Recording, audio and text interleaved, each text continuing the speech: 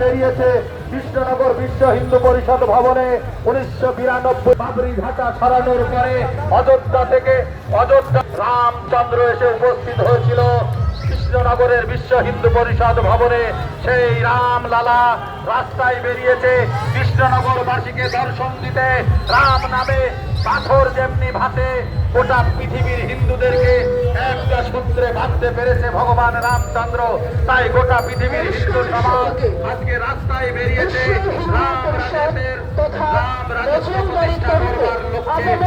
সর্বস্তরে কৃষ্ণনগর বিধানসভা অন্তর্গত সর্বস্তরের মানুষকে জানাই গৈরিক অভিনন্দন। রাম রাজত্ব প্রতিষ্ঠা করবার লক্ষ্যে বাড়ির যারা মায়েরা আছেন, বাড়ির যারা বাবারা আছেন, বাড়ির যারা দাদারা আছেন, বাড়ির সন্তানকে নিয়ে এই শোভাযাত্রায় অংশগ্রহণ করুন। রামের চরিত্র শেখান। বৃদ্ধ বয়সে যেতে হবে না, বৃদ্ধাশ্রমে যেতে হবে না।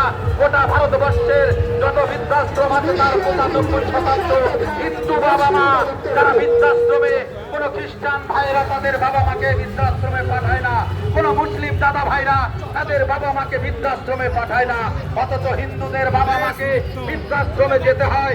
সমীক্ষা বলছে ভারতবর্ষের বৃদ্ধাশ্রমের 95% হিন্দু সমাজের।